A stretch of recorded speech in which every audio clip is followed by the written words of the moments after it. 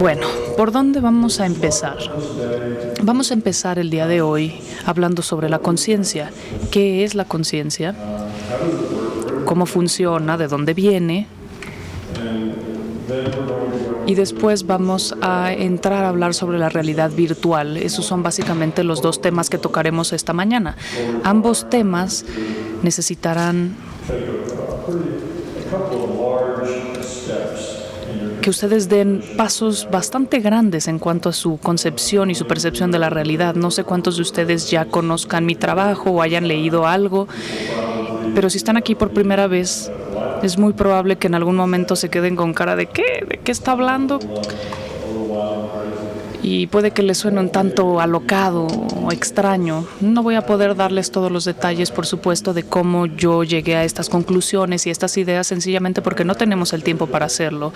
De hecho, nuestro horario parece estar bastante apretado, nuestro programa, y yo preferiría hablar menos y más bien darles a ustedes más oportunidad para que hagan preguntas, porque me parece que es justo ahí donde ocurre el verdadero aprendizaje, cuando ustedes puedan realizar sus preguntas. Entonces, en este momento, el tiempo creo que tenemos para las preguntas el día de hoy no es tan amplio, sobre todo el día de mañana y pasado. Creo que hoy es cuando tenemos más tiempo para preguntas y respuestas. Pero bueno, comencemos.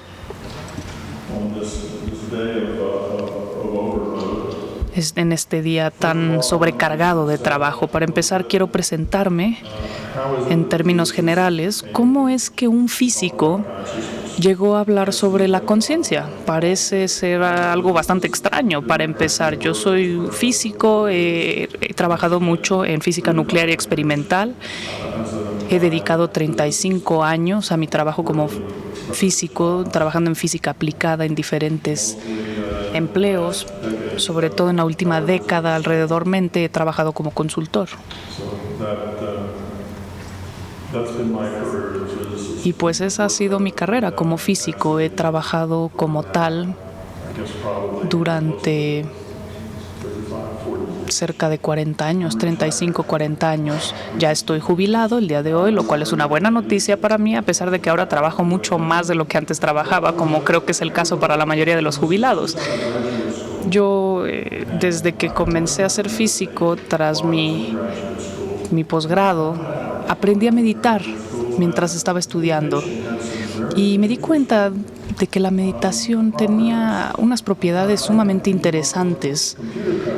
Me di cuenta de que podía lograr desparasitar muchos aspectos de la conciencia cuando estaba meditando en comparación a cuando lo hacía con mi intelecto.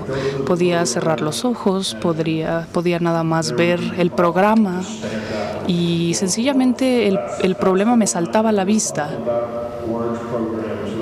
Y me refiero a programas muy complicados con líneas enteras de códigos, y había siempre algún momento en el que una coma en lugar de un punto y coma estaba arruinando todo el programa, y normalmente esto tomaría días si es que lo estuviera haciendo de manera racional, utilizando mi intelecto, pero meditando lo lograba hacer en tan solo minutos.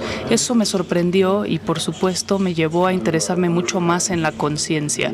Fue de ahí de donde surgió mi interés. Me di cuenta de que ahí sucedía algo elemental. Cuando salí del posgrado, mi primer trabajo, conocí a Bob Monroe. Bob Monroe escribió el libro Journeys Out of the Body, o sea, viajes extracorporales, y era un hombre que sencillamente tenía experiencias extracorporales de manera espontánea, y así es como se llaman.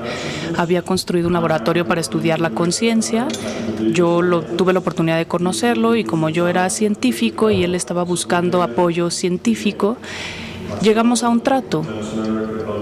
Dennis Menrick, otras personas y yo íbamos a ser sus científicos, íbamos a trabajar en su laboratorio, construir el equipo, hacer los experimentos, y él nos iba a enseñar todo lo que él sabía sobre el sistema amplio de la conciencia. La actitud que yo tenía de entrada era, pues voy a darme cuenta de si esto es real, si o si no, o si es una sarta de mentiras.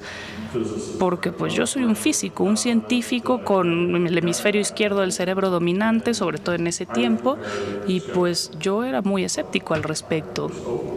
Sin embargo, estaba abierto a la posibilidad de intentarlo y ver qué sucedía. Pasaron 2 o 3 años después de trabajar 20 horas a la semana con Bob Monroe. Ya no tenía yo esa pregunta de si era real, porque yo ya había podido verificar, incluso con todo el escepticismo que yo tenía de entrada, me di cuenta de que efectivamente lo que Bob Monroe estaba haciendo y lo que nos estaba enseñando a hacer era, de hecho, real. Y cuando digo real, me refiero a que hicimos muchos experimentos evidenciales de observación, a donde íbamos a ver si efectivamente después de que tenía una de estas experiencias extracorporales íbamos al lugar y veíamos si lo que él había visto era real. Y sí, ahí estaba. Es decir, cualquier cosa que la conciencia podía hacer, nosotros la poníamos en práctica y buscábamos evidencia para poder decir si es que era real o si nada más nos estábamos haciendo tontos. Después de años y años de recopilar información, datos, estadística, nos dimos cuenta de que más o menos de 1 a 100,000 de cada dato que obtuvimos era en realidad aleatorio. Entonces, de manera científica, de manera racional, pude verificar esto es real y porque tengo las estadísticas y tengo los datos que lo respaldan. Y después de un tiempo empecé a decir, bueno, pero no sé muy bien cómo funciona, qué es lo que está sucediendo. Tal vez existe algún otro mecanismo. Es decir, para mí era muy difícil entender el hecho de que esto era real, de que había otras dimensiones en nuestra realidad. Tuve una experiencia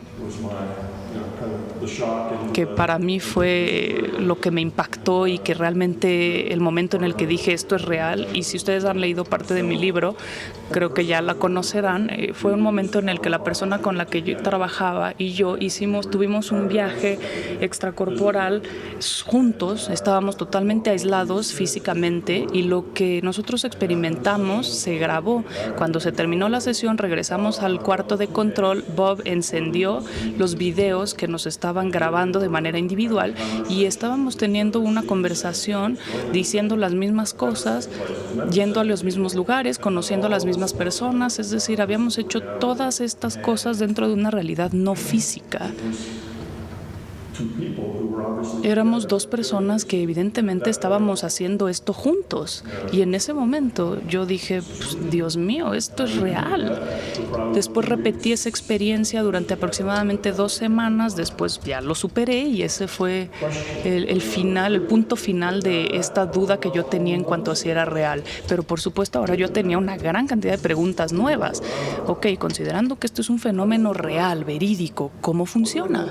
¿Cuáles son sus limitaciones? ¿Qué se puede hacer? ¿Qué no se puede hacer? Es decir, había una gran cantidad de desconocidos. Yo soy científico, yo soy físico, trabajo con modelos de la realidad y en este momento yo no tenía ni idea de cómo funcionaba. Empecé a leer, empecé a hacer experimentos dentro de este sistema amplio de conciencia. Y para entonces yo ya podía entrar a este sistema amplio de conciencia para tener experiencias extracorporales, viajes astrales, estaba mucho más abierto, podía hacerlo cuando yo quisiera, podía ir y venir, podía hacerlo cuando me diera la gana, con el apoyo de Bob aprendí y me di cuenta poco a poco que quería estudiar cómo funciona, cuál es la causalidad detrás de esto. 30 y pico de años después yo creí que ya lo había entendido suficientemente bien como para poder escribir libros al respecto y esos son los libros que ustedes pueden leer que yo he escrito. Después de 35 años de aprendizaje y de tratar de entender qué es lo que pasa y por qué pasa. De lo que yo les voy a hablar el día de hoy es básicamente de lo que descubrí, de lo que aprendí, de cómo funciona. Ahora, este es un modelo de la realidad. Y como cualquier otro modelo, no se debe creer en él. Uno no debe creer en los modelos. Tampoco se rechaza o se deja de creer en los modelos. Sencillamente son estructuras que nos ayudan a entender cómo funcionan las cosas. Es la manera en la que podemos hablar de algo para que tenga sentido. De eso se trata. Eso es un modelo. Entonces, empecemos con la conciencia. ¿Qué es la conciencia? La conciencia es información. Solo información. Una buena manera de entenderlo es pensando de qué están ustedes conscientes en este momento. ¿Qué es esa conciencia? Pues para empezar, vibraciones acústicas que entran a sus tímpanos, luz que entra a sus ojos. ¿Y qué pasa una vez que entra esta información por sus ojos o por sus oídos? Pues si entra en el ojo, la luz se enfoca en la retina y la retina produce pequeños impulsos eléctricos, pequeñas ondas. ¿Qué es eso? Eso es información, sencillamente. Ustedes cuando ven diferentes cosas tienen ondas diferentes dentro de la retina. Después viaja al nervio óptico, entra hacia el cerebro, a los centros de visión del cerebro, y entonces empiezan a dispararse patrones neuronales. ¿Qué es eso? Es información nada más. Entonces la realidad, todos sus sentidos quedan reducidos a señales eléctricas, ondas, patrones neuronales, datos. Datos. Esa es la primera clave que ustedes pueden tener de que la realidad es nada más información. Si fueran de alguna manera tener pudieran llegar a un tanque de depravación donde no tuvieran sentidos, no tuvieran información sensorial, ¿de qué podrían estar conscientes? Si no pudieran ver, ni escuchar, ni oler, ni tocar, no tuvieran absolutamente ningún sentido a su disposición, ¿qué tendrían? Nada más su conciencia de que existo, soy, estoy, es lo único que tendrían en ese momento. Estarían flotando en un vacío, en un punto de conciencia. Eso es lo único que queda cuando eliminamos toda la información que entra por nuestros sentidos. Es tan solo un paso lógico más que dar el decir, bueno, pues estoy dentro de esta cámara, dentro de este vacío, y qué tal si todas esas pequeñas ondas de impulsos eléctricos que generan mis órganos sensoriales, qué pasaría si de alguna manera yo los estuviera recibiendo adentro de esta cámara de vacío sensorial? ¿Qué vería? ¿Qué escucharía? Pues si todas esas señales eléctricas fueran exactamente las mismas señales que ustedes están recibiendo ahorita, pues tendrían exactamente la misma impresión. Estarían sentados en una mesa, me escucharían hablar, tendrían los papeles en la mesa enfrente de ustedes.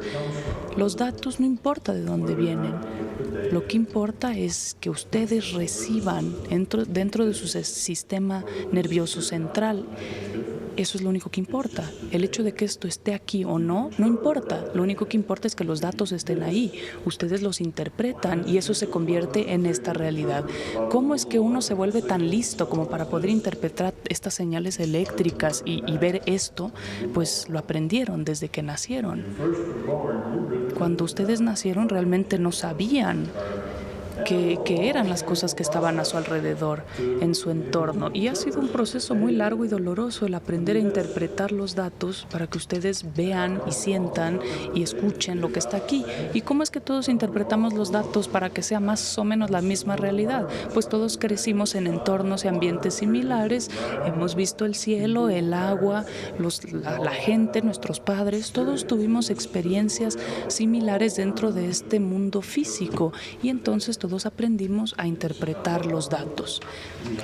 Ahora, ¿qué somos? Somos un punto de conciencia. ¿Y qué es este cuerpo físico que nosotros tenemos? Pues yo creo que la palabra moderna es decir que es un avatar.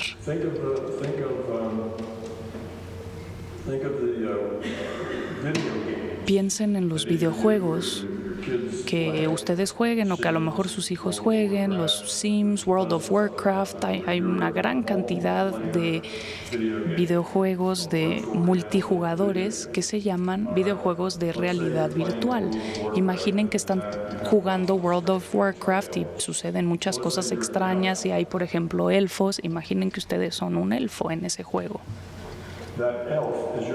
Ese elfo es su avatar, ese elfo es su cuerpo dentro de ese juego. Y ustedes ahí sentados viendo el monitor con sus manos sobre el teclado, ustedes son la conciencia de ese avatar. Ustedes son los que dicen salta, corre, pelea, lo que sea que hagan, ve y trabaja o lo que sea que ustedes quieran que ese elfo haga, ustedes son la conciencia de ese elfo y el elfo hace lo que ustedes le ordenen. Si ustedes escriben algo, ellos lo hacen en la pantalla, en el juego. Ustedes son la conciencia, el cuerpo físico es su avatar. Ahora piensen en esta realidad física. Aquí están ustedes y son nada más un punto de conciencia flotando en el vacío. Ahora van a unir este juego de realidad virtual que nosotros llamamos nuestro universo físico. ¿Y existe alguna diferencia? Pues no. Ustedes son ese elfo. El elfo también existe en una realidad física, corriendo en ese World of Warcraft, en ese escenario. Tiene su realidad física desde su perspectiva. Hay montañas, hay árboles. No puede caminar a través de los árboles. Si choca contra el árbol, se golpea. Entonces es igualito a lo que sucede aquí. Es una realidad física para ese elfo. Ahora, la conciencia en ese momento son ustedes, el centro de mando, pero también existe el servidor en donde está esta realidad virtual, este videojuego de realidad virtual que está enviando una serie de datos a su computadora y es la computadora la que interpreta los datos. Lo pone en la pantalla, ustedes la ven y ustedes son la conciencia. Ahora, imagínense a sí mismos como la conciencia, ustedes están recibiendo los datos. Ustedes la interpretan como esto. Entonces es una idea un poco extraña, un poco loca. Eso es lo que se llama la realidad virtual. Y funciona muy bien con el concepto de la conciencia que yo les voy a explicar. Son dos conceptos que ustedes tienen que relacionar de manera constante. Ustedes son el punto de conciencia. Ustedes son la conciencia que flota en el vacío. Eso es lo que ustedes son.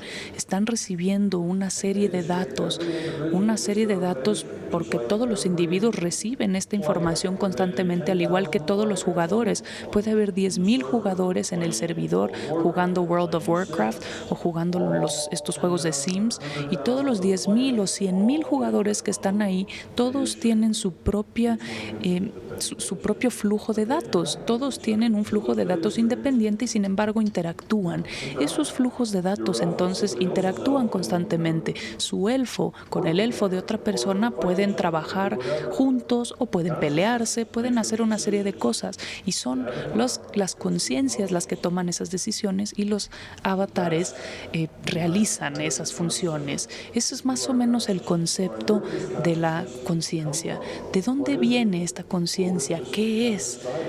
Pues sencillamente acabamos de decidir que se trata de información, así que ahora podemos pensar en la conciencia como un campo de información. La conciencia es sencillamente información. ¿De dónde viene esta realidad virtual? ¿De dónde viene esta conciencia? Pues tenemos que empezar con una suposición de que la conciencia existe. No es muy difícil, ¿no? Porque todos estamos aquí, estamos conscientes, entonces no es muy difícil suponer que la conciencia existe, no es una locura suponerlo. Pero la segunda cosa que tenemos que suponer es que la evolución también existe. La evolución es sencillamente un proceso mediante el cual algo que puede cambiar, cambia efectivamente. algo que puede cambiar, es decir, algo que puede crecer, algo que puede convertirse en algo diferente a lo que es en este momento. Y si se convierte en algo diferente a lo que es, y eso le ayuda y eso lo hace mejor, entonces se ve que esa es una mejora y permanece. Si se convierte en algo diferente a lo que es y esto resulta ser algo negativo, algo que no le ayuda, pues eso debe irse, eso se elimina. Así es como funciona la evolución. Y cualquier cantidad de cosas evolucionan. Hemos aprendido sobre la evolución de nuestro planeta, la evolución de todas las criaturas de la Tierra. Conocemos las teorías de Darwin, pero esa nada más es una aplicación. La evolución es un concepto muy, muy general. Las culturas también evolucionan, la tecnología evoluciona. Las empresas y corporaciones evolucionan también. Casi todo lo que hacemos evoluciona. ¿Qué conocen en sus vidas que sea totalmente estático, que no cambie nunca? Pues casi nada. Todo está en constante evolución. Ahora, si los cambios son benéficos, normalmente permanecen, y si no lo son, normalmente se eliminan, desaparecen. De eso se trata la evolución. Esa es la segunda suposición que tenemos que hacer, nuestro punto de partida. Ahora, empecemos nada más con la conciencia, definiendo la conciencia como algo potencial, algo que no puede hacer más que de lo que se tiene conciencia, que tiene una conciencia de que puede estar en un estado A o en un estado B. No es algo inteligente todavía, sencillamente hay una conciencia potencial. Tenemos que suponer esto. ¿De dónde viene ese potencial? Eso es algo que no vamos a responder ahorita porque no lo sabemos. Hay un cierto límite al conocimiento que tenemos en este momento. Tenemos que empezar desde estas suposiciones de que la conciencia existe, tiene un potencial, y un potencial que no tiene más que eso, un potencial de decir existe el punto A y el punto B. Sabe que existe porque puede existir en una forma o puede existir en una forma diferente, en un estado diferente. Y si puede hacer eso, entonces puede existir en un estado 1, en un estado 2, después en un estado 2, en un estado 1, una vez más. Y lo que estamos creando es entonces un sistema binario con dos estados.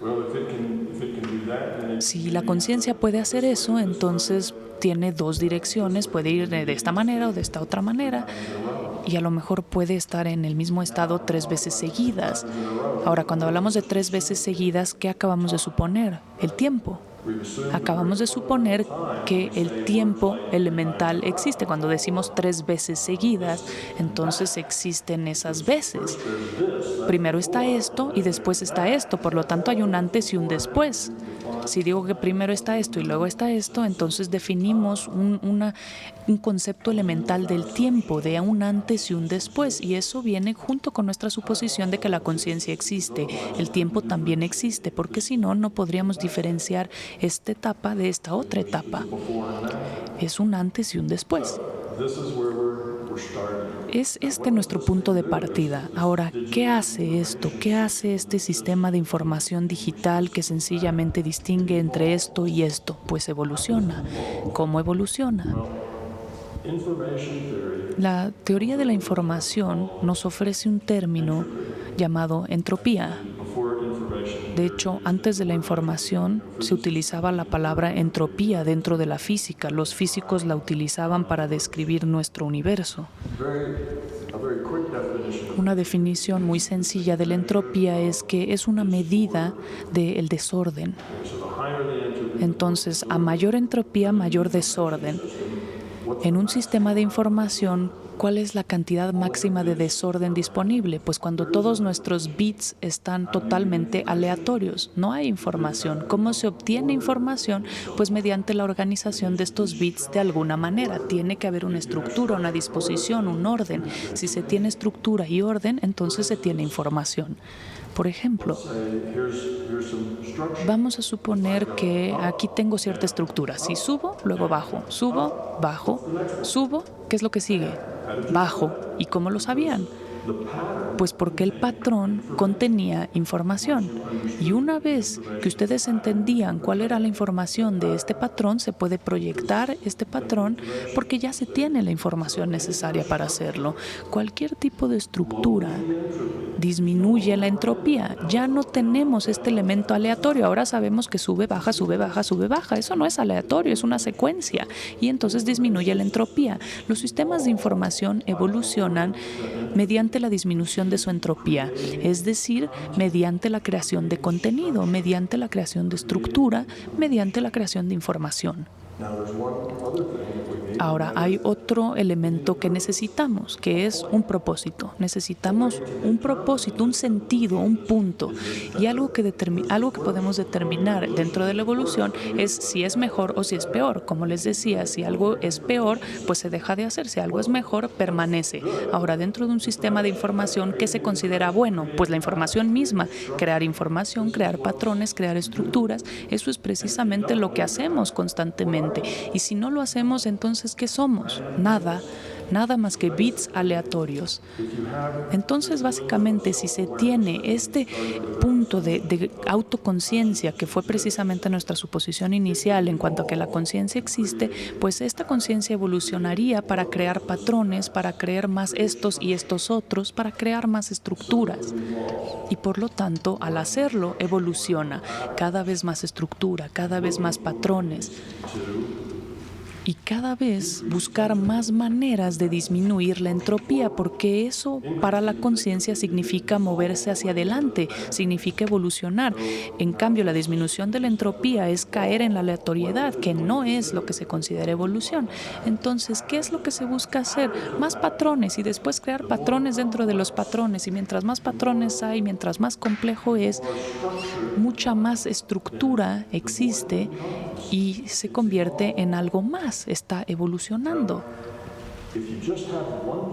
Si nada más se tiene una cosa tratando de disminuir la entropía, una cosa tratando de encontrar algo novedoso, algo innovador, un patrón nuevo, una nueva manera de construir y de organizar los bits, hay un límite. Esto sería algo muy limitado porque nada más es lo que esta cosita puede imaginar, nada más tiene ciertas posibilidades imaginables. ¿Y cuál es el siguiente paso entonces para poder disminuir la entropía? Pues las células biológicas tienen exactamente este mismo problema. Si analizamos nuestra evolución biológica, veremos exactamente el mismo patrón.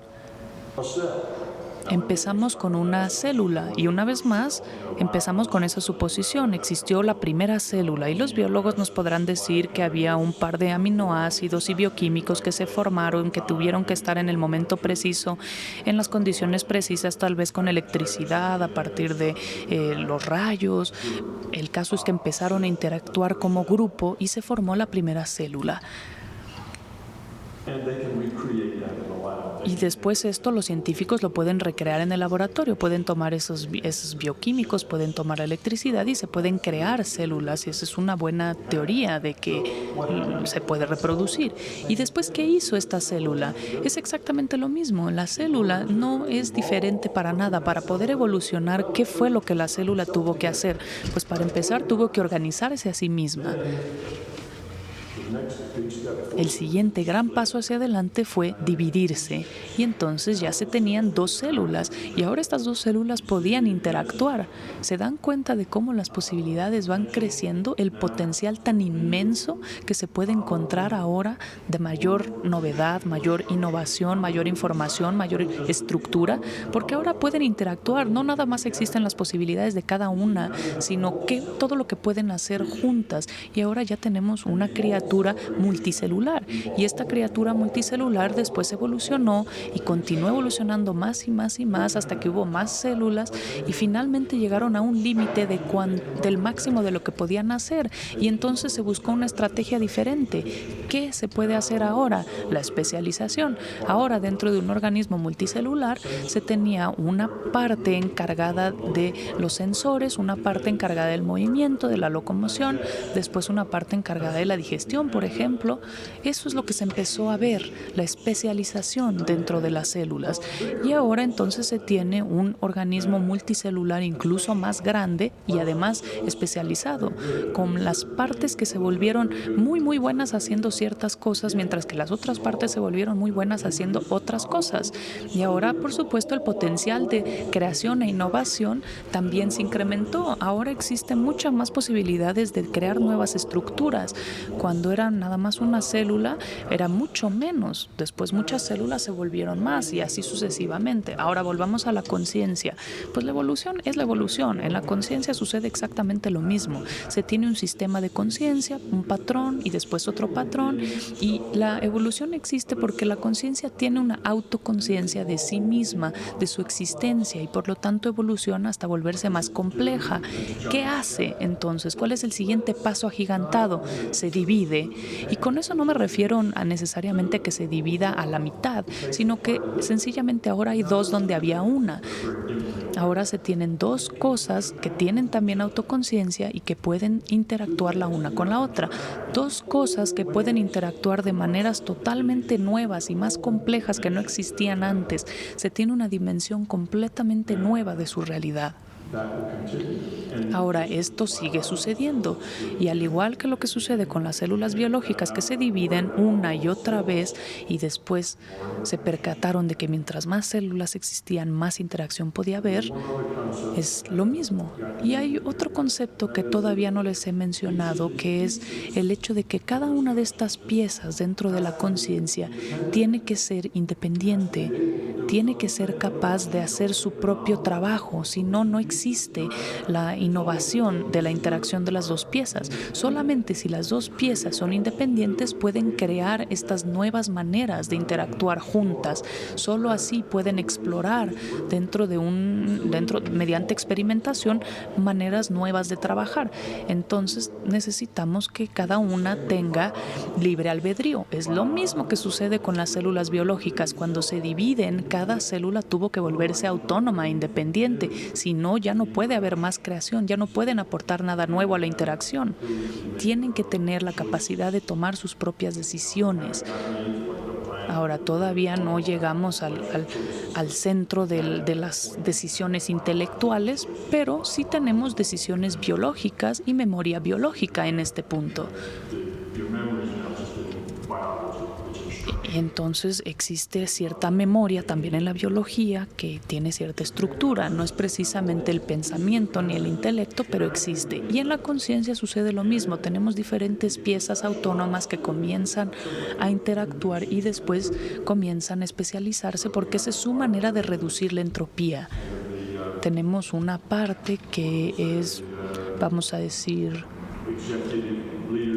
el liderazgo ejecutivo, encargada de la dirección ejecutiva. Dentro del mundo biológico, tal vez este sea el sistema central nervioso, es el centro de mando, y después tenemos muchas otras piezas dentro de los organismos biológicos. Pero adivinen ¿qué somos nosotros? ¿Qué somos todos nosotros? Unidades individuales de conciencia. Pues somos precisamente una de esas piezas, somos una de esas células de la conciencia, por llamarlas así.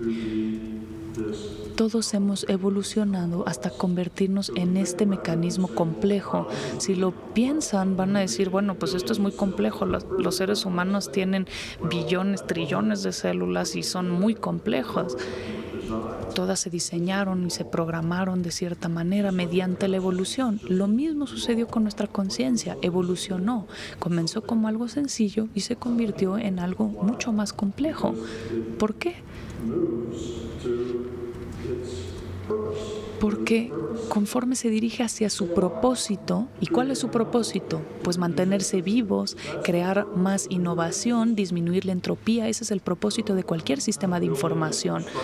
Con eso se va construyendo una cierta estructura que quiero que ustedes entiendan aquí. Tenemos este sistema de información dividido en toda esta serie de piezas. Existe, por supuesto, el director ejecutivo, el sistema operativo, por decirlo así, porque esto es nada más un sistema de información y no existe la distancia. No estamos hablando sobre distancia, ni masa, ni ninguno de estos conceptos. Esto es sencillamente un sistema de potencial que tiene estos atributos de la conciencia. una vez más, se vuelve algo estático, porque ahora tenemos piezas de conciencia que están conscientes de su propia existencia y de la existencia de otros y se pueden comunicar. Porque eso es lo que hace un sistema de información. Distribuye información. ¿Qué es esa información? Patrones y estructura. Y una vez que se va repartiendo esa información y que se va distribuyendo de un lugar a otro, esto es lo que hacen las piezas de la conciencia y así evolucionan. Y así se vuelven muchas conciencias individuales. Pero una vez más encontramos a un punto límite. Imaginen lo que sería si ustedes fueran una de esas conciencias en ese punto de la evolución. Sería como estar dentro de una enorme sesión de chat donde vamos a decir que hay 10,000 personas en esta sala de chat y no existieran reglas, no existiera etiqueta, solamente 10,000 personas absolutamente libres y que nada más pueden mandar un mensaje y recibir un mensaje. Saben de que ellos tienen conciencia de que pueden enviar un mensaje y recibir un mensaje, pero nada más. Se dan cuenta de lo limitante que es esto. Se recibe la información, pero no se tiene la capacidad de juzgar esa información. Eso es una locura, es algo que alguien está inventando, es algo que alguien, no sé, lo que sea. ¿Cómo se puede saber qué es significativo, qué sí sirve, de qué se puede aprender, qué se puede absorber y realmente qué puede ayudar y contribuir a nuestro crecimiento? ¿Cómo se puede disminuir la entropía dando y recibiendo esta información en esta monstruosa sesión de chat? Es algo muy difícil, es un proceso muy lento.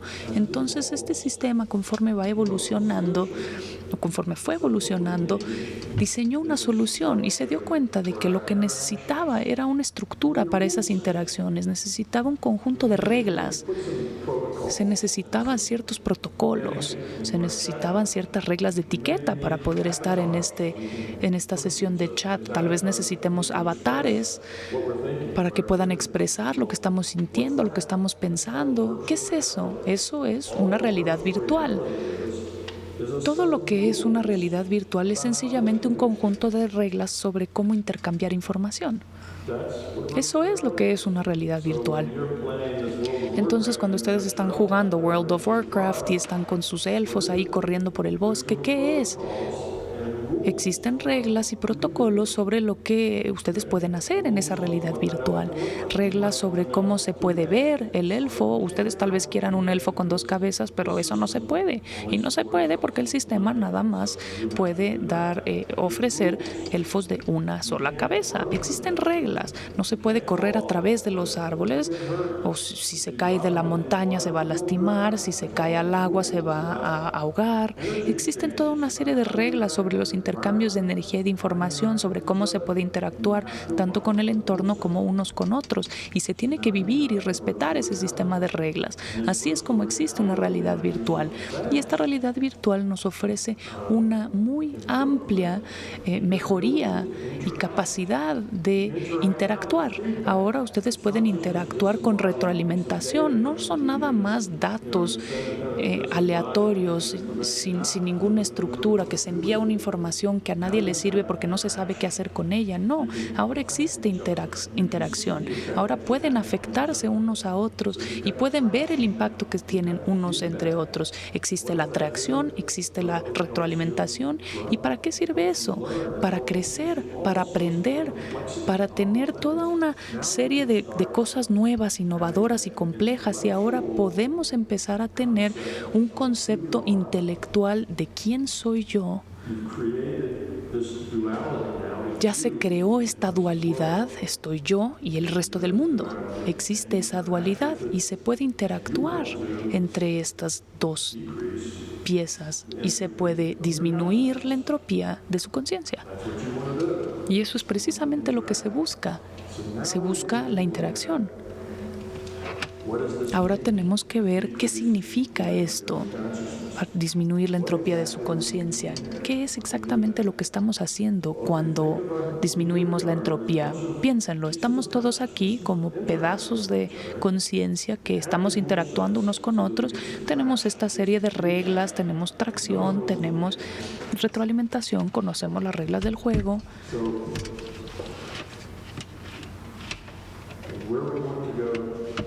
¿Hacia dónde queremos ir? ¿Cuál es el siguiente paso?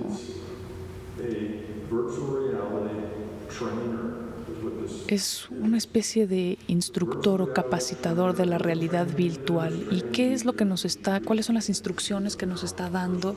Pues disminuir la entropía de nuestra conciencia personal.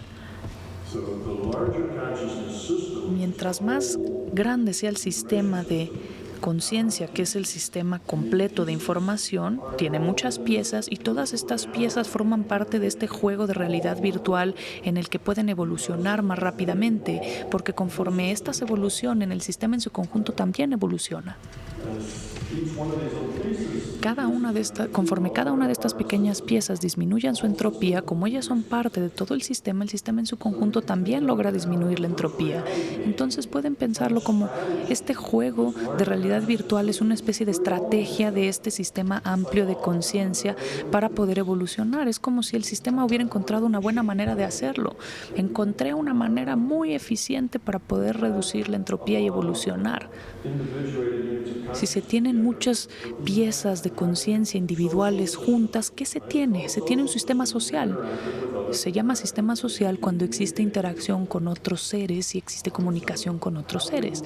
Entonces, ¿cómo se puede optimizar la reducción de la entropía dentro de un sistema social? En otras palabras, ¿cómo crece un sistema social? ¿Cómo se hace más complejo? ¿Cómo se vuelve más interactivo? ¿Cómo crece? ¿Cómo produce más? ¿Cómo genera más estructura? ¿Cuál es la interacción óptima entre estos individuos, estas unidades individuales para poder optimizar ese crecimiento? Pues la respuesta es el amor. El amor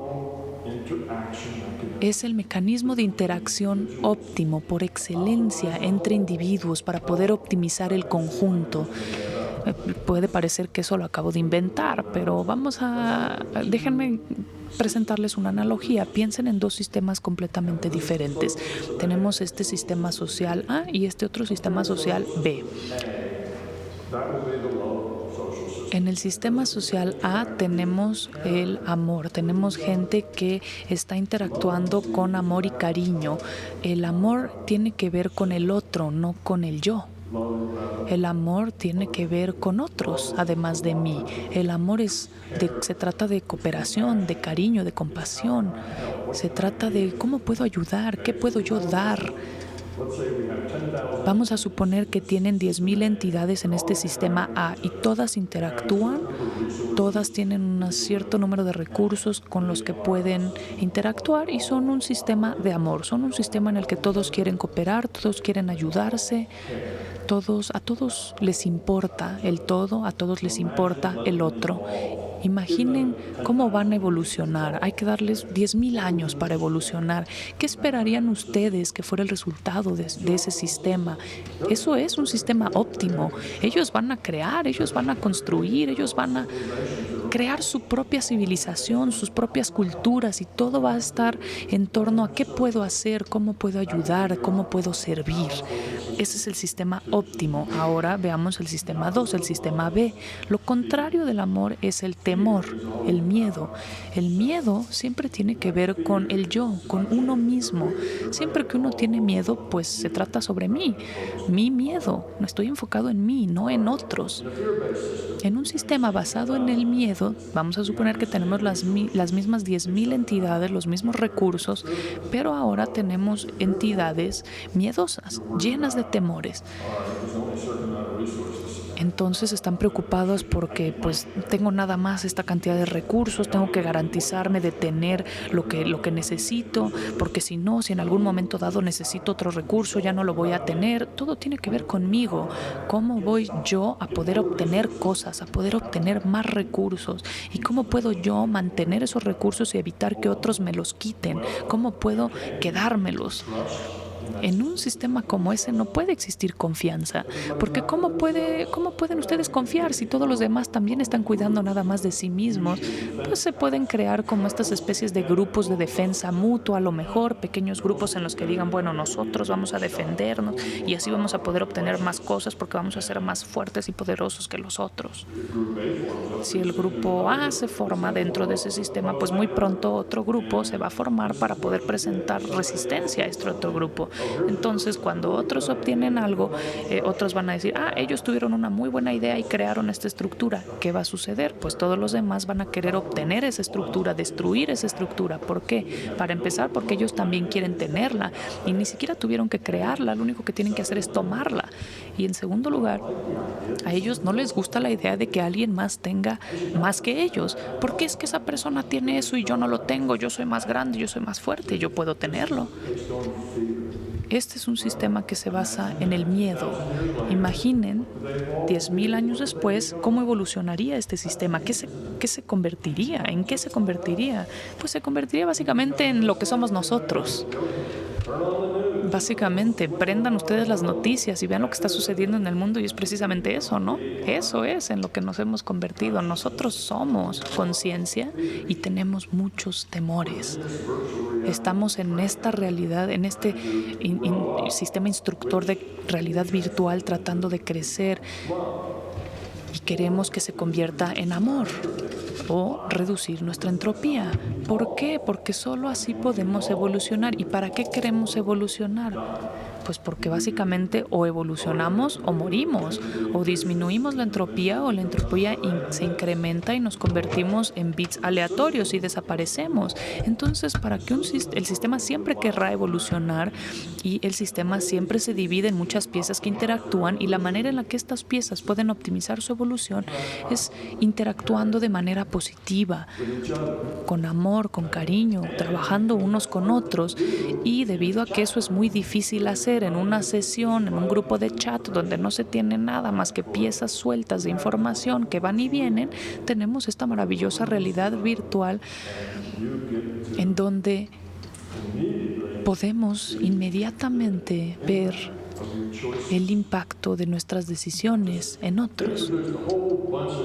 Ahora, les acabo de presentar mediante estas analogías una serie de conceptos nuevos, de muchos temas desconocidos. Yo sé que es mucha información tratar de reducir esto, pero quiero darles una imagen muy amplia de cómo funciona la realidad.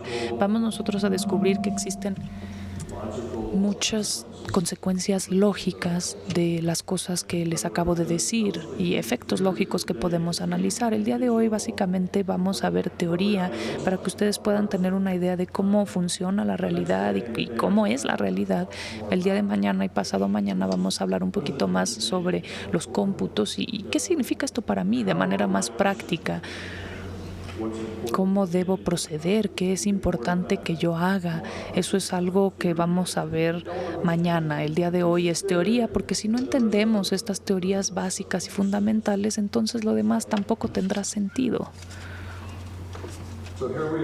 Entonces, henos aquí, hemos pintado ya esta imagen de una realidad que está evolucionando, cuyas piezas interactúan.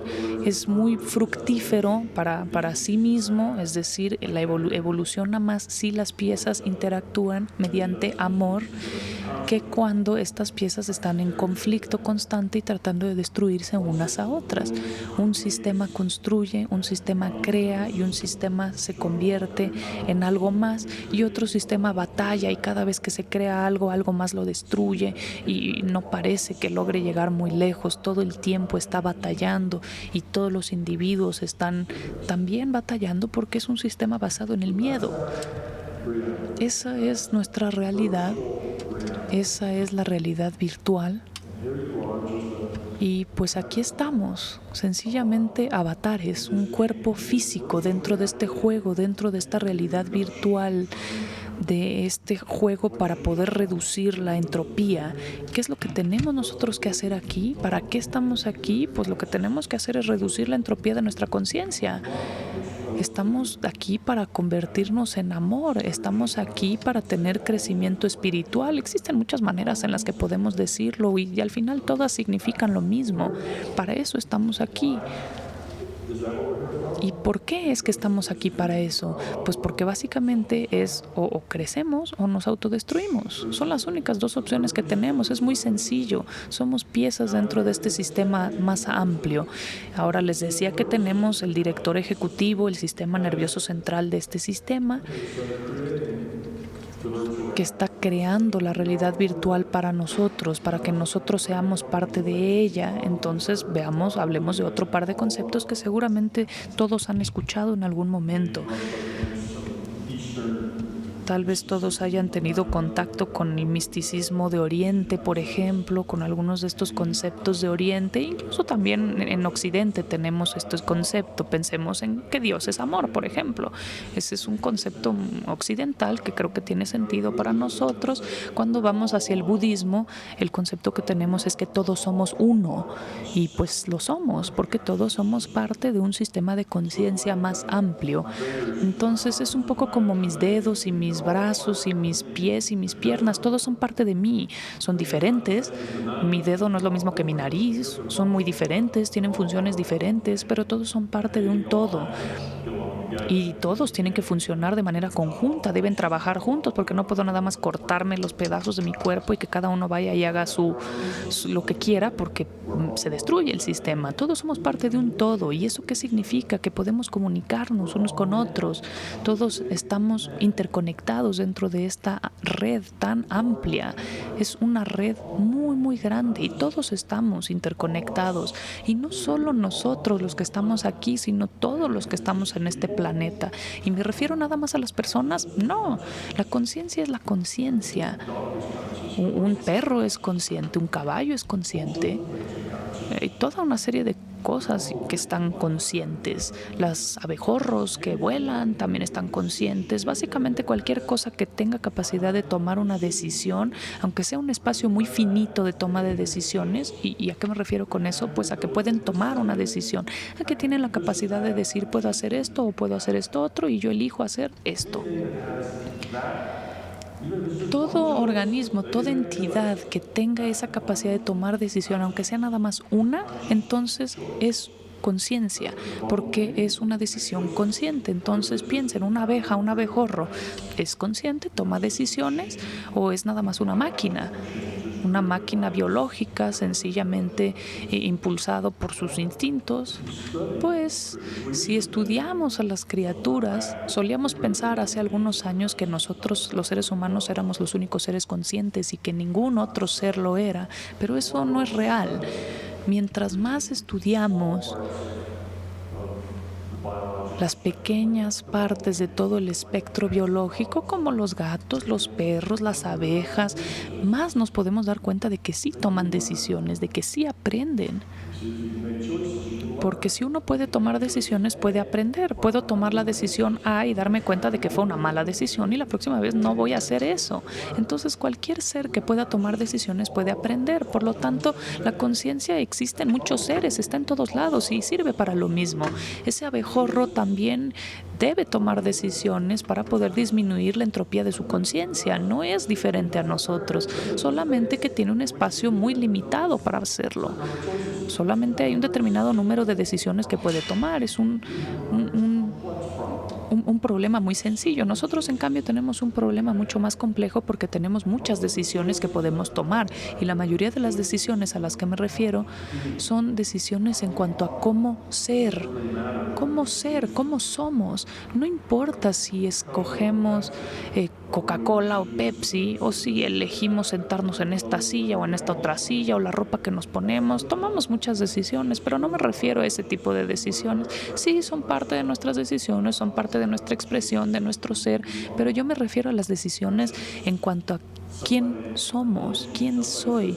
Si alguien los molesta o si alguien le dice algo grosero y uno reacciona también de manera grosera y uno piensa, pues fulano de tal me hizo enojar y por lo tanto él me hizo reaccionar así, pues nadie puede hacerlos enojar. Fulano de tal no puede hacerlos enojar. Ustedes deben hacerse responsables de sus respuestas y sus reacciones. Ustedes eligieron enojarse cuando esa persona los trató de manera grosera. Ustedes podrían haber respondido de igual manera con cariño.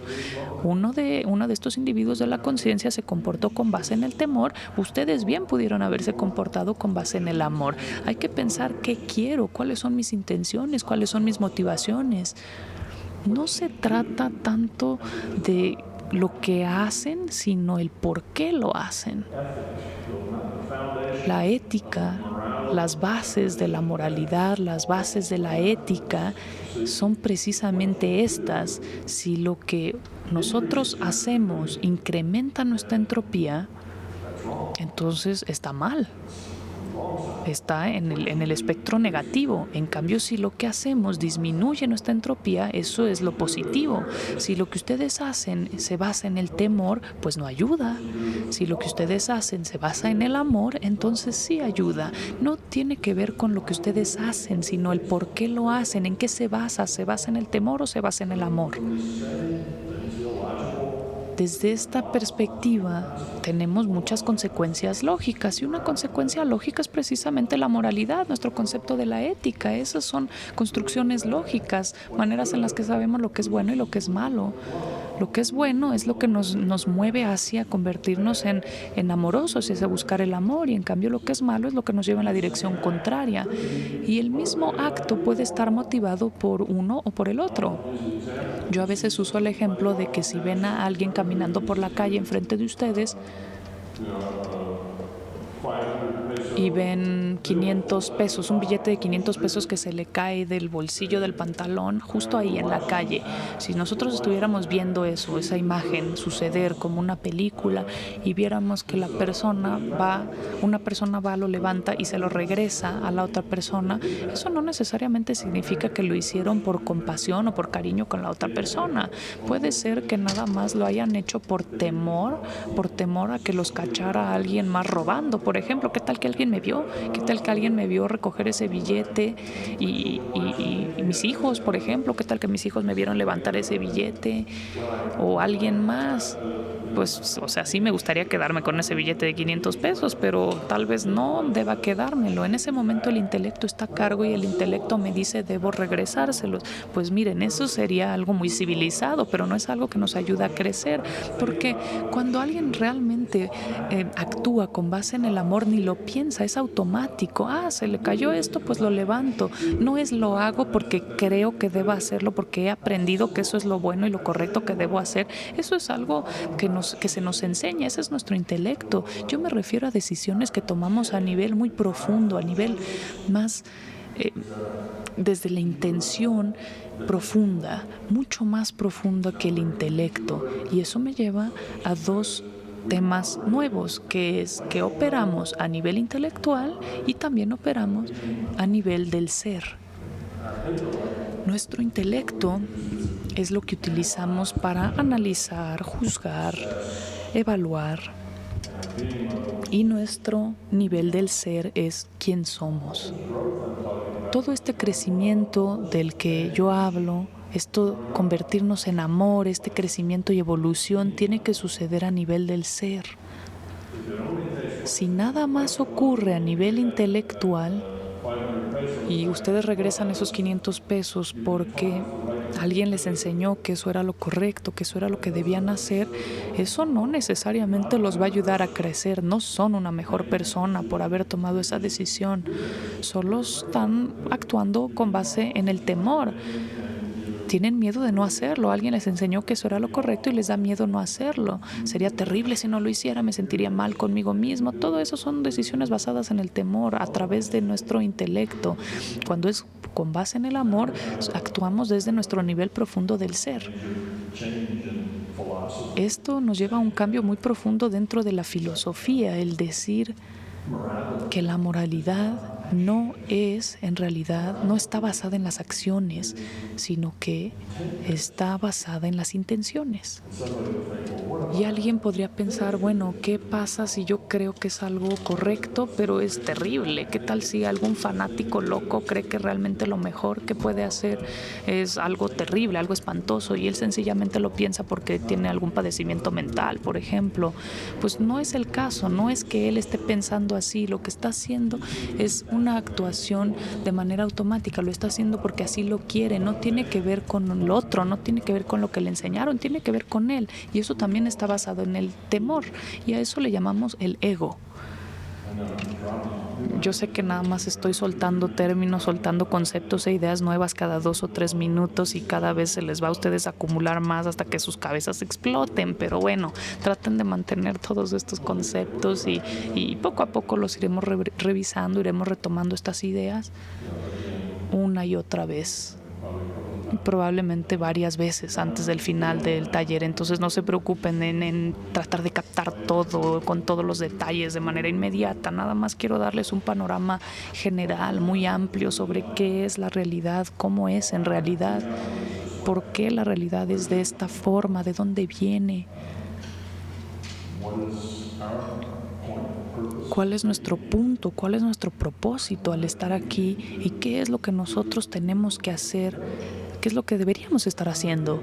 Estoy tratando de darles una especie de idea, pues muy a grandes rasgos de estas cosas. Ya hemos hablado de la realidad virtual, después vamos a hablar un poco más sobre la realidad virtual porque puede ser un pensamiento muy complejo. Si estamos dentro de una realidad virtual, ¿de dónde viene esta realidad virtual? ¿Alguien más la programó? Si tenemos una realidad virtual en World of Warcraft o Sims o todos esos juegos, es porque alguien los programó previamente. Entonces, si dentro de los Sims existe un césped y hay pasto sobre ese césped, pues alguien tuvo que programar ese pasto. El sol sale, hay luz del día, después se vuelve de noche, todo eso alguien lo programó. Entonces, ¿acaso nuestra realidad virtual también fue programada por algún director ejecutivo? Pues no. No fue programada, evolucionó.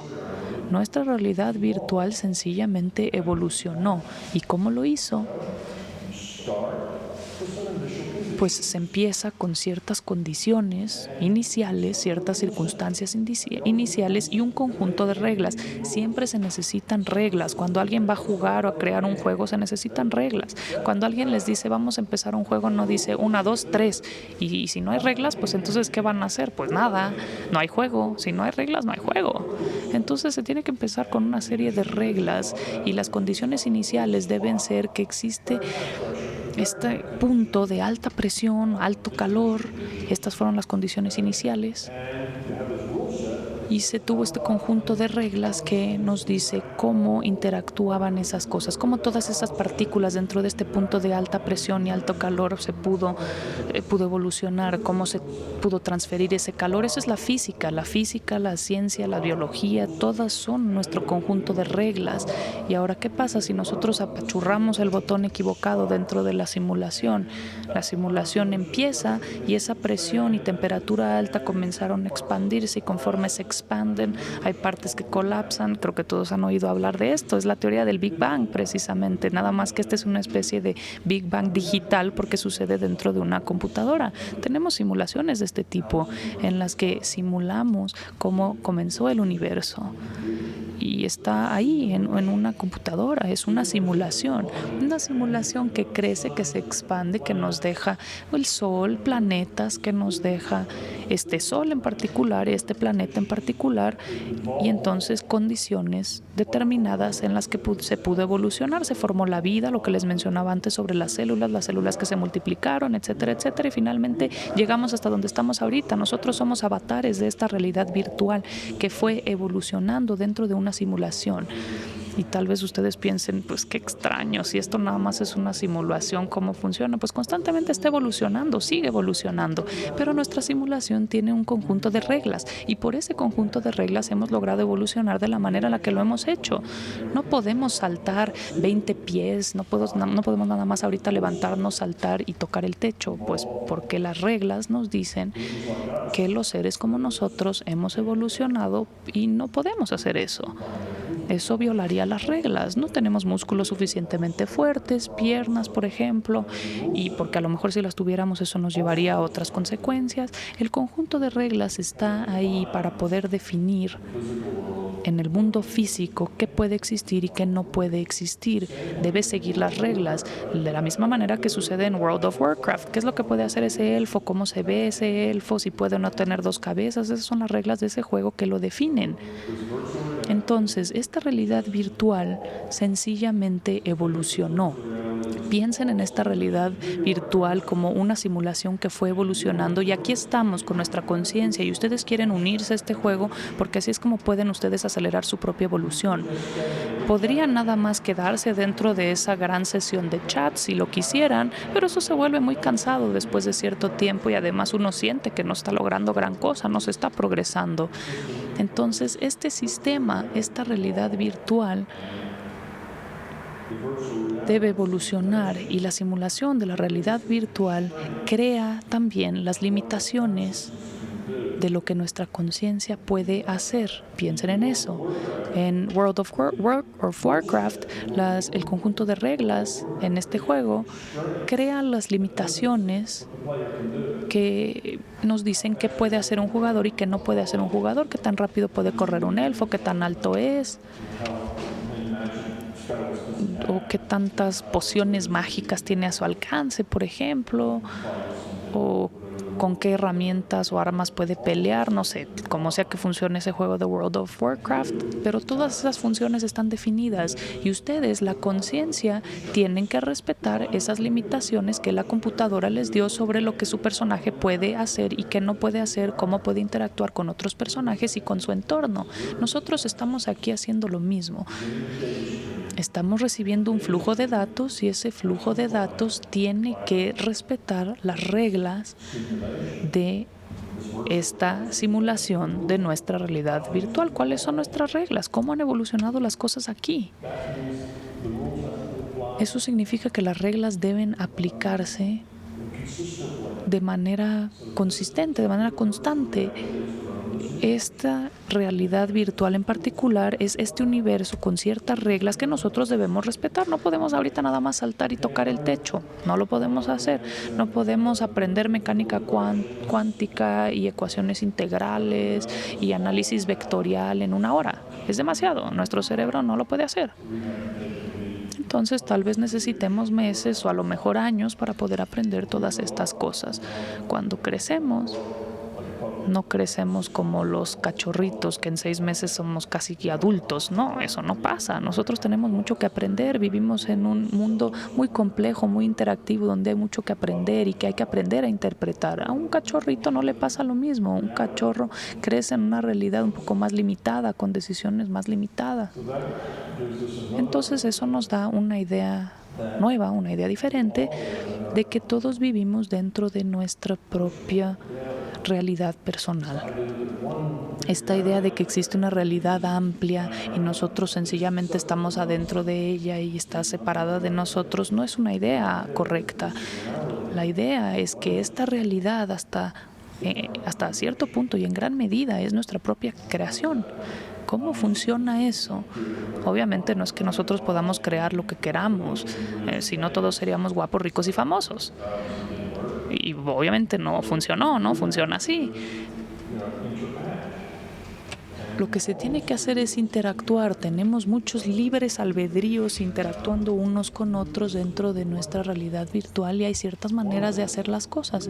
Una de estas maneras es precisamente interpretando el flujo de datos que nosotros recibimos. ¿Cómo interpretamos ese flujo de datos? Eso depende 100% de nuestra propia experiencia, de nuestra propia historia, de nuestro propio aprendizaje, de lo que nosotros aprendimos sobre cómo analizar el flujo de datos. Si tenemos 5 personas en una misma esquina viendo un accidente, por ejemplo, y después hablaran con la policía recibiría 5 versiones diferentes de lo que sucedió porque cada una de esas personas ve algo diferente, interpreta las cosas diferentes y toda nuestra realidad funciona así. Si hablamos de esta persona que tal vez que les decía antes, por ejemplo, que alguien los hizo enojar, en realidad fue cómo ustedes interpretaron eso. Tal vez ustedes no interpreten esa actitud grosera como algo personal con ustedes, sino que tal vez lo interpreten como que a lo mejor esa persona está teniendo un mal día, un problema, una dificultad en particular y sea alguien que necesite ayuda. Y entonces ustedes van a reaccionar diferente dependiendo de cómo lo interpreten. Entonces, en primer lugar, nosotros creamos nuestra propia realidad mediante nuestras interpretaciones. Y el segundo punto, que puede parecer algo obvio, es que nosotros construimos nuestra propia realidad mediante lo que hacemos, mediante nuestra interacción. Lo que yo hago les da nuevas decisiones, porque yo cambié un poquito su realidad al hacer algo, yo no sé, estacioné mi coche enfrente de su garage, por ejemplo, pues yo ya hice algo y entonces ustedes ahora tienen nuevas decisiones. Entonces todos nosotros constantemente creamos nuevas decisiones o posibilidades de decisión los unos para los otros. Entonces creamos nuestra realidad mediante nuestras interacciones. Si yo interactúo como alguien muy abusivo, muy dominante, que el único motivo por el que yo busco interactuar con ustedes es porque quiero saber qué es lo que ustedes pueden hacer por mí y qué es lo que yo puedo obtener para mi propio beneficio, si eso es lo que yo hago, si así interactúo, entonces yo creo una realidad totalmente diferente. Si soy una persona muy cariñosa, muy compasiva, lo que busco con ustedes es siempre ayudar o conocerlos sencillamente o compartir, entonces yo creo una realidad diferente. Nosotros creamos la realidad en la que estamos con base en nuestra manera de ser, en lo que hacemos. Y también hay otra forma en la que creamos nuestra propia realidad, y es porque somos conscientes y estamos jugando un juego de realidad virtual, podemos hacer todas las cosas que la conciencia nos permite hacer. No tenemos que nada más quedarnos aquí en este juego de realidad virtual. Cuando ustedes están jugando World of Warcraft o Sims, pueden bajar el mouse, pueden irse a la cocina y hacerse un sándwich, ¿no? Pueden hacer cualquier otra cosa. Pues nosotros también podemos hacerlo. No tenemos que estar nada más atados a este flujo de datos. Nosotros somos conciencia, es decir, que podemos ir a lo largo de todo de este amplio sistema de conciencia. Incluso podemos estar haciendo dos cosas a la vez, ¿no? A ver, ustedes pueden estar jugando con su elfo y comiéndose el sándwich al mismo tiempo. Se pueden hacer varias cosas a la vez. Todas estas cosas existen para nosotros por nuestra conciencia y la manera en la que nuestro sistema ha creado esta realidad virtual, y más adelante hablaremos un poco sobre la mecánica de esto, pero quiero darles un panorama general aún sin explicarles esta mecánica. Pero la manera en la que esto existe es que nosotros necesitamos retroalimentación. Cualquier escuela, cualquier centro de enseñanza debe ofrecer retroalimentación.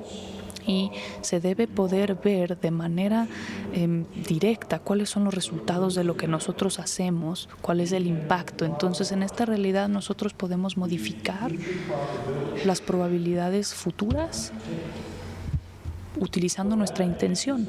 Y lo que eso significa es que en la realidad estamos todos juntos, todos nosotros, todos los seres humanos, en la realidad, y también todas las demás criaturas. Nosotros podemos crear una realidad mediante nuestra interacción. Juntos, nuestra intención crea el futuro. Ahora, ¿cómo funciona eso? Sí, voy a entrar los detalles de esa estructura más adelante, pero eso es algo muy poderoso. Pueden utilizar ustedes su intención para modificar sus probabilidades futuras. Esa es una idea bastante poderosa que tiene además cantidad de consecuencias mágicas. Esta es la forma en la que funciona esta realidad virtual y la mecánica al respecto. Si se trata de un centro de educación o una buena escuela, necesitamos una anticipación por un lado en cuanto a lo que los estudiantes van a hacer en un centro de enseñanza, es decir, a dónde van, y necesitan tener una historia, es decir, saber a dónde han estado sus estudiantes, qué han hecho, porque si no tienen ustedes esos dos elementos, si se quedan en medio, entonces todos los momentos serán totalmente nuevos y sería imposible ir acumulando un crecimiento. Y es para lo que estamos aquí, para acumular crecimiento, ¿sí? Y convertirnos en amor. De modo que en este centro de enseñanza, en esta escuela, el sistema lleva un seguimiento de lo que sucede. Y la forma en lo que él lo hace es que lleva seguimiento. Y a propósito, recuerden que esta es una realidad computarizada. Y se los recuerdo porque no es la forma normal de pensar, es una realidad computarizada que lleva seguimiento de todo aquello que ha sucedido y todo aquello que pudo haber sucedido y también de las probabilidades de que eso vuelva a suceder o se presente. Ese es el pasado. Esta simulación de la que estoy hablando yo, como verán ustedes, no es una simulación determinista. Aquellas personas que piensan en términos de simulaciones como en el juego World of Warcraft tienen una simulación determinista. Esa tiene que programarse. En el juego de World of Warcraft, si tomas este paso, si haces esto en estas condiciones, siempre vas a obtener básicamente la misma respuesta.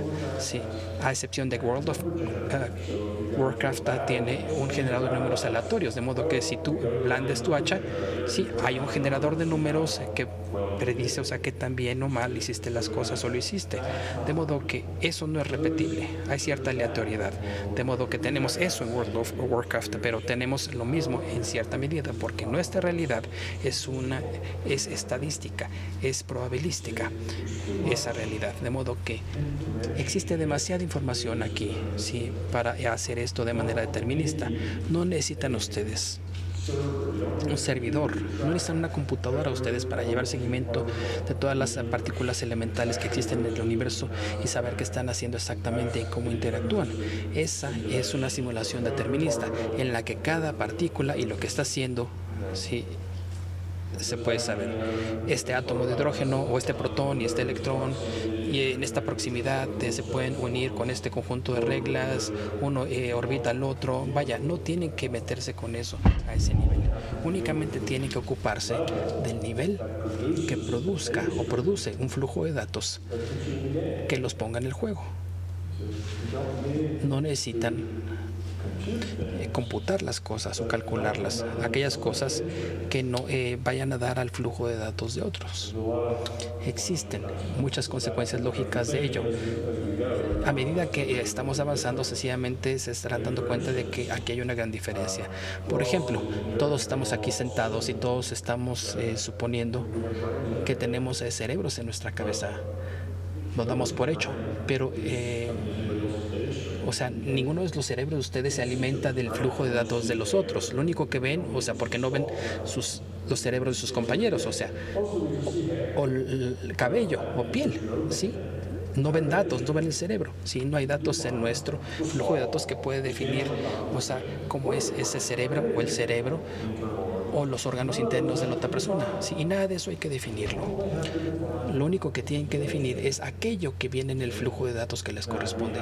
Ahora bien, tenemos que actuar como si tuviéramos un cerebro, eso sí, como si tuviéramos órganos internos, como si existiera oxígeno en el aire. Y eso tiene que ser probable, de acuerdo con nuestro conjunto de reglas que lleva nuestra biología. Para que nosotros podamos estar aquí e interactuar, necesitamos tener ese cerebro y un sistema nervioso central, sangre y todo ese tipo de cosas. De modo que es probable que tengamos todas esas cosas y estén funcionando bien, pero no necesariamente tiene que ser algo que se compute o se calcule todo el tiempo. Únicamente tiene que computar aquello que ven o procesar aquello que ven, no más. Lo mismo se aplica al juego Sims. Sí, exactamente lo mismo se aplica al juego Sims. De modo que esa es una idea de manera general. El sistema no tiene que simular. Sims se simula, pero no tiene que crear más bien oxígeno en este salón para que nosotros podamos respirarlo. El sistema únicamente tiene que tener probabilidad, la probabilidad de que exista oxígeno en este salón.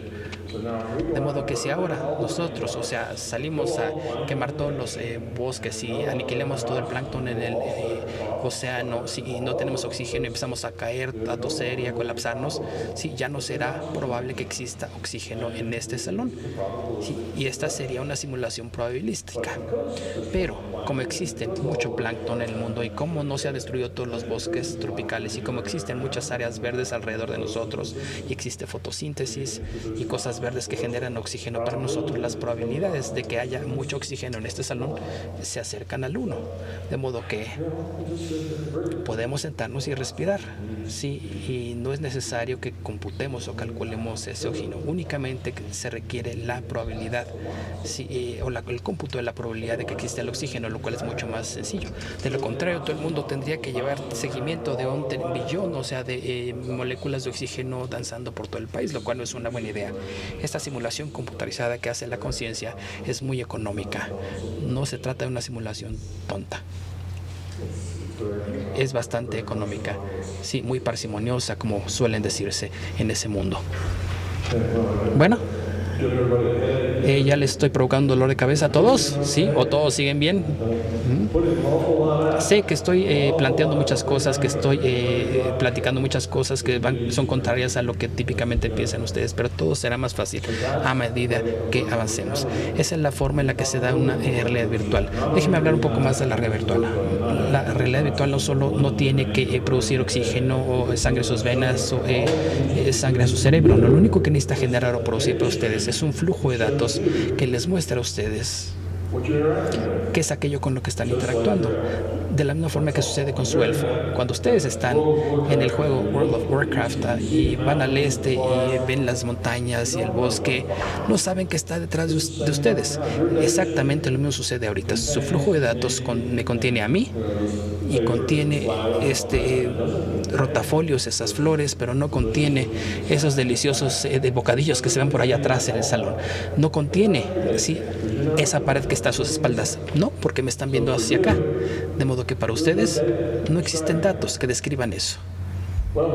Pues bueno, sí, existe el resto del mundo fuera de aquí, sí, y ninguno de esos datos está llegando a su mente porque sencillamente están viendo a mí, y estos son todos los datos que están recibiendo, los de mi voz, los de mi imagen, y lo están procesando otras personas. Las personas que están manejando esos autos que pasan por aquí tienen un flujo de datos diferente, no están escuchando nada de lo que se está diciendo aquí. Ellos están operando su auto, viendo el tráfico, el camino, sí, la carretera, y su flujo de datos es totalmente diferente, su realidad es diferente. Todos vivimos en nuestros propias realidades individuales, pero se trata de un juego multijugadores, ¿sí?, en el que hay personas manejando por acá, nosotros sentados aquí, nosotros vemos a ellos probablemente pueden ver el edificio, pero es lo único que necesitamos hacer. Lo mismo se aplica a sus elfos, ¿sí?, y los bárbaros en el juego, y a los usuarios mágicos, y a los hechiceros en ese juego. Se pueden ver entre sí cuando están cerca, y cuando voltean en esa dirección pueden interactuar, y cuando no es así, cuando están cerca de sí no interactúan, sí, no interfieren sus flujos de datos, de modo que a mí me gusta utilizar este tipo de ejemplo porque es divertido para ilustrar la realidad virtual y cómo funciona. Hay otro par de más ejemplos, y así funciona, miren. Tienen un astrónomo, por ejemplo, que dice, bueno, nosotros no sabemos mucho acerca del universo más grande en el que vivimos porque no podemos ver tan lejos. Solo recientemente hemos construido nuevos telescopios como el Hubble y otros que nos dan una nueva perspectiva de cómo pueden ser las cosas en el exterior. Supongamos que nuestros astrónomos o astrofísicos tienen un telescopio supermoderno que le permite ver tal vez una banda de frecuencias o una distancia nueva que nadie ha explorado anteriormente. Y supongamos que el telescopio lo prepara, y bueno, ve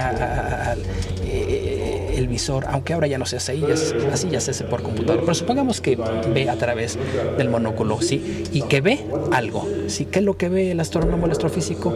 ¿Cómo funciona esto? Nadie ha visto eso antes, ¿sí? No sabemos qué hay ahí. ¿Qué es lo más probable que exista ahí? Bueno, estamos en el espacio exterior, probablemente podría haber 1000 diferentes cosas en esa visión o en ese visor que podrían existir ahí. ¿Quién sabe? Cada una de esas cosas tiene una probabilidad. ¿Cuál es la probabilidad de que sea una nébula o de que tenga una explosión estelar? O que no sea nada, que sencillamente un espacio vacío, ¿sí? Al ver por el visor del telescopio, el sistema necesita ofrecerle o proporcionar la información a su flujo de datos. Esta es la simulación en la que él está participando, de modo que eso tiene que ver con las probabilidades, sí, que abarcan todas aquellas cosas probables y una distribución, de modo que si hay cosas que son más probables que otras, sí, y esas se escogen aleatoriamente de un grupo de distribución. A eso nos referimos con la distribución estadística. Puedo hablar un poco más al respecto, sea más adelante si tienen confusión o quieren saber más, pero estamos hablando de una selección aleatoria de la distribución de probabilidades. Esa es la que se toma y es eso lo que llega a su flujo de datos. Es eso lo que ve el astrofísico o el astrónomo. Muy bien. Ahora, existe una regla que dice que una vez que los datos llegaron aquí, tenemos que mantenerlos de manera consistente. De modo que ahora, cada vez que alguien vea el mismo telescopio al mismo lugar, verá lo mismo, porque la probabilidad, decimos nosotros, la función de las ondas se ha colapsado, ¿sí?, hasta transformarse convertimos en un elemento, una cosa física, y ahora sí forma parte de nuestra realidad. De modo que no puedes tener diferentes personas viendo lo mismo, viendo cosas diferentes. Eso no se puede hacer porque sería una realidad inconsistente. Y eso es lo que obtiene el astrofísico o el astrónomo, una elección aleatoria. Veremos más tarde que toda la realidad funciona así. Otro ejemplo, un hombre llega a un bosque y en este bosque nadie ha estado antes, ¿sí? O no se sabe que alguien ha estado ahí, es un lugar totalmente nuevo que se ha descubierto en el planeta en algún lugar. Alguien llega a este bosque, ¿qué van a ver? De nuevo, una probabilidad. Llegan al bosque, a los árboles, abren los ojos y ahí está, sí, cantidad de árboles. Ahora existen muchas probabilidades dependiendo de la actitud, de que haya palmeras o que haya aves o no, dependiendo de dónde estén, y todos estos elementos influyen en las probabilidades. Se toma una elección probabilística de una distribución probabilística y eso es lo que va a ver esa persona. De modo que supongamos que ve cantidad de árboles deciduos o con hojas y sucede que hay un árbol que obviamente está muerto, que está aquí, o sea, que está muy endeble, o sea, solamente le quedan unas ramas y unas hojas y no está muy estable. Es eso lo que ve en ese momento y se va ese hombre de ese lugar. Supongamos que se retira del bosque, regresa 5 años más tarde en un lugar, llega al mismo lugar en el bosque y echa un vistazo. ¿Qué ve ahora? Bueno, algo similar, se ve un poco como se vio anteriormente, nada más que ese árbol que estaba endeble ya está sobre el suelo. Ahora estarán pensando ustedes, se cayó el árbol, ¿no? No se cayó, sí. Ustedes lo dicen porque creen en un mundo objetivo. Lo que sucedió en realidad es que la probabilidad, cuando regresó 5 años más tarde, es que se hubiera caído, porque hubo probabilidades de vientos, o sea, de lluvias, y el resto de esos elementos incrementaron la probabilidad de que se cayera. De modo que al regresar, por ejemplo, una segunda vez, ¿sí?, entra en juego esa probabilidad, pero ahora está vinculado con lo que vio anteriormente, ¿sí? No puede, o sea, ahora ver palmeras en donde antes había árboles deciduos. Una vez que llegan ahí y que uno lo ve, tiene que mantenerse esa consistencia, pero hace una selección de lo que ve y ese árbol está en la tierra o está en el suelo. No tenía necesariamente que caerse, ¿sí? Sí, una vez lo vio parado, otra vez ya lo vio sobre el suelo, cambió la probabilidad. Eso es todo. Somos nosotros los que damos por hecho o asumimos eso porque creemos en esto como una realidad objetiva, en el sentido de que se cayó mientras pasó el tiempo. Si un árbol se cae, o sea, y no hay nadie ahí que lo haya visto, sí, hizo un sonido, esa caída, bueno, sí, si no hay ese árbol ya se cayó, o sea, solamente tenemos probabilidades y datos, de modo que una vez lo ve así, la próxima vez lo ve de otra forma. Ahora bien, en nuestro mundo eso parece muy extraño porque tenemos esta convicción, esta creencia acerca de lo que es la realidad física, pero en el momento en el que uno llega a ese punto, es que me están diciendo que tenemos un receso. Vamos a regresar unos minutos, vamos a hablar acerca de cómo esto se intersecta con la ciencia. La ciencia verifica o permite confirmar todas estas cosas que les estoy diciendo. Sigo siendo un físico, sé que sueno a una persona loca, ¿no?, aquí en el escenario, pero la ciencia confirma todo esto, ha confirmado todo esto y resulta que toda esta teoría de la que estamos hablando, de la conciencia, nos permite llegar a la ciencia o derivar ciencias. Por ejemplo, podemos inferir, o sea, lo que eso es mecánica cuántica de ciertos principios, o sea, a diferencia de las ciencias tradicionales. Podemos, o sea, derivar relatividad de los principios, o sea, la física. Sí, la ciencia es una consecuencia lógica de nuestra concepción o entendimiento de la conciencia. ¿No es interesante? Y hablaremos un poco más acerca de en qué dirección va ello